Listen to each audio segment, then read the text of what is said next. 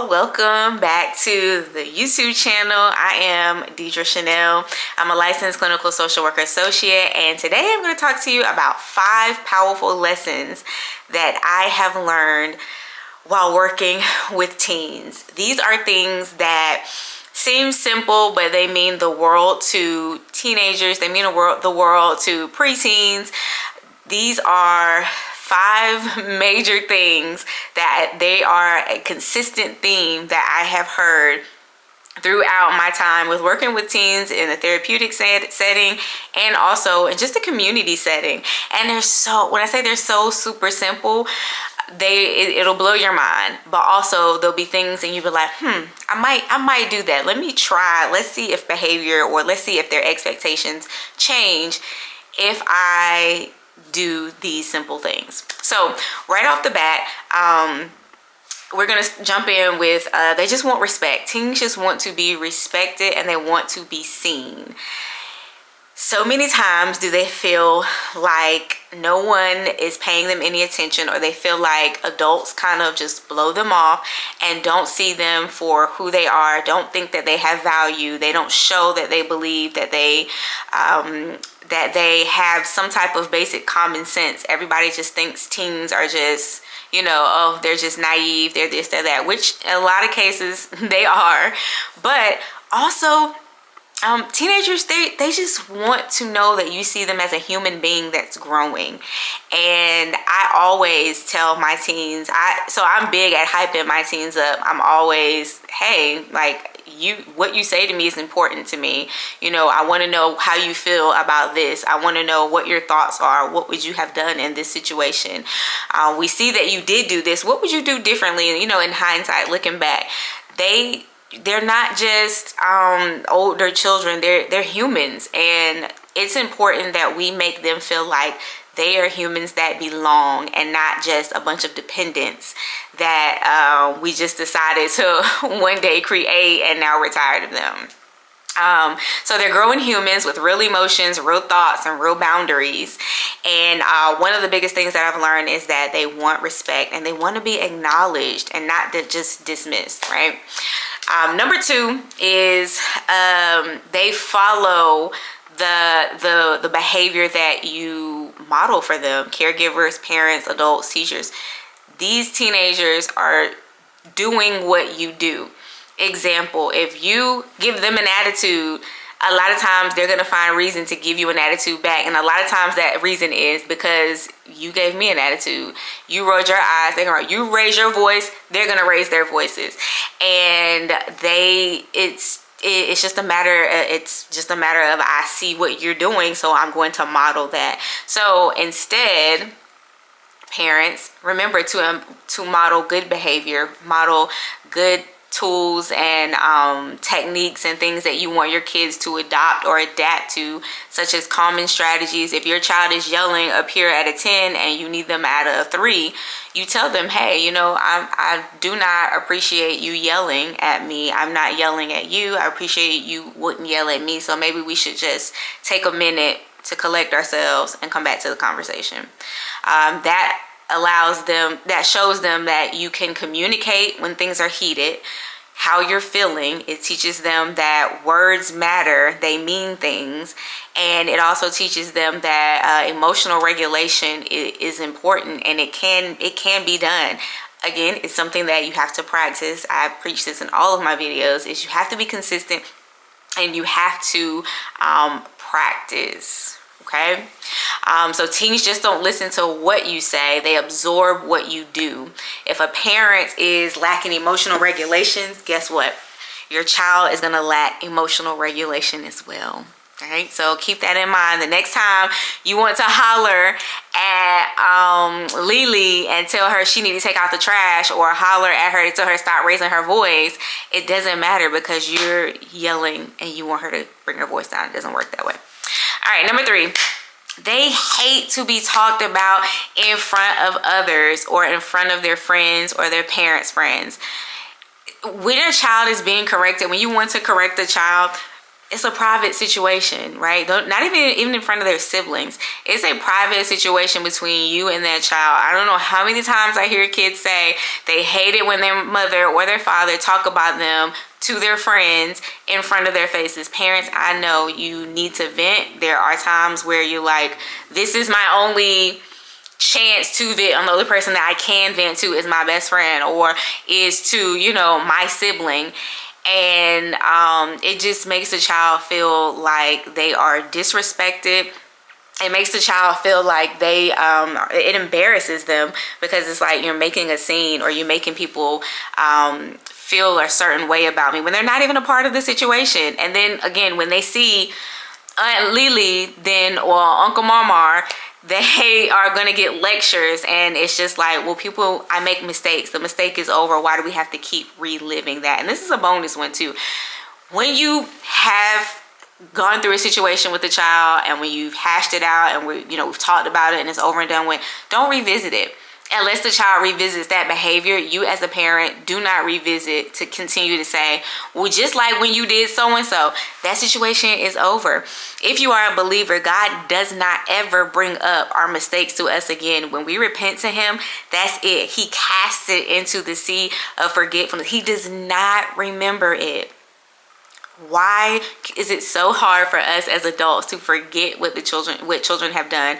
God forgets and forgives us, and we are his children, so we should be able to do the same. So remember to keep the conversation private and respectful. It goes a long way, and it helps to build trust with that child. So now that child knows if they're in a sticky situation, or if they're in a situation where they feel like they know you wouldn't approve, they can still call you because they know you're going to show up, and they know that you're going to keep that a private situation between the two of them. And I promise you, it goes a long way.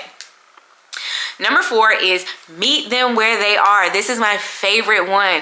Meet children where they are. Every teen is on a different journey, emotionally, socially, developmentally. So if you're trying to build a relationship with them, do things that they like to do. Ask them if they love playing on the games. What is that?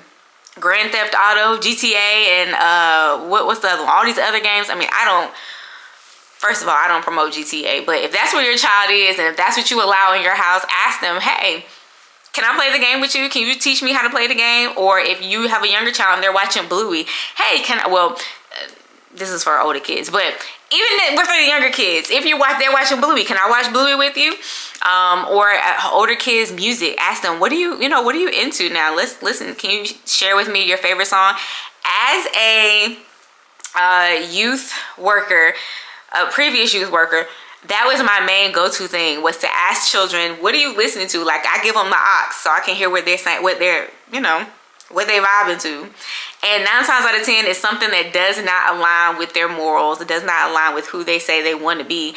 And so I have a conversation, and I purposefully let them have the aux and let them listen to whatever music it is they want to listen to, because it's my opportunity to understand and get to know them and hear where they are with their character building. If they're Christians, hear where they are in Christ. And by the time they get out of my car, I'm always having conversations like, so do you say, you building these type of characteristics, like these are the things you're working on, but over here, this music is kind of not aligning over here. So what is the reason for, putting that into your mind?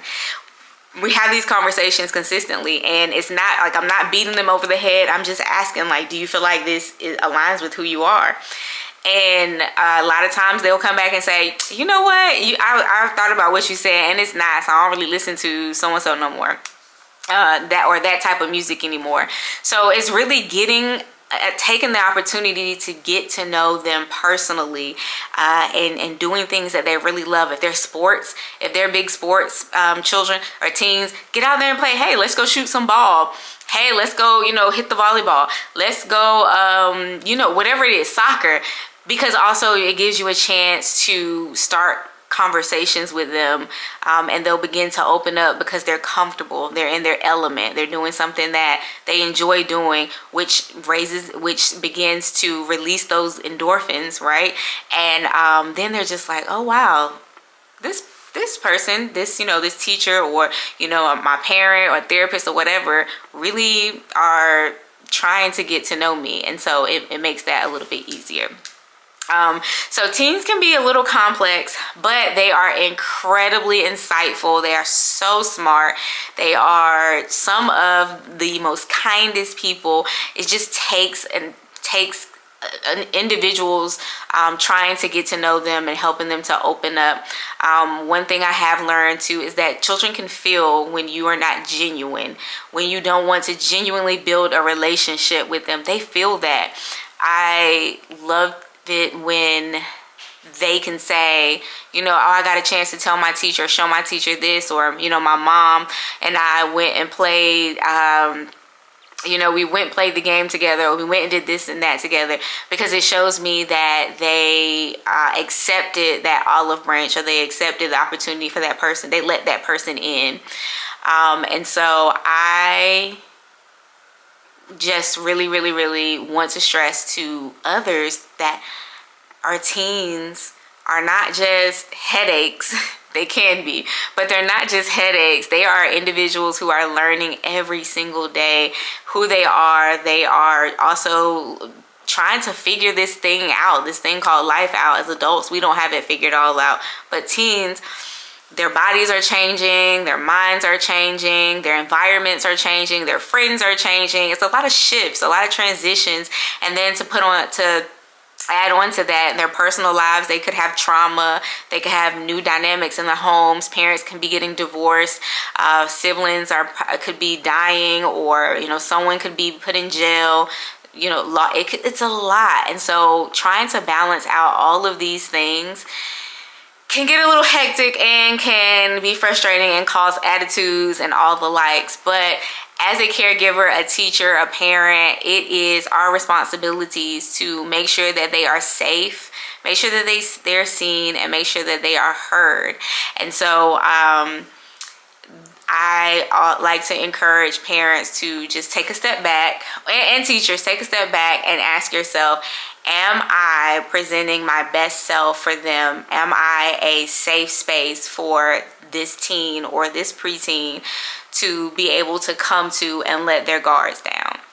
And if you're not, if you don't feel like you are, it's okay. You can always change. You can always start. It's never too late. So I thank you guys for taking the time to listen to this video. Thank you for taking the time to, if you're using this as a tool to help you better yourself, thank you. I'm sure your teen will thank you as well. And if you really like this video, don't forget to comment, like, subscribe. I'm going to be sharing some teen resources as well. I'm putting together a guide. It is close to being done, but not done yet, but it'll be something that you can download, and it's going to be for free. So keep checking back for it. In the meantime, I pray for you all. I pray that you are well, that you are healthy, and that you be whole. I love you guys. Bye.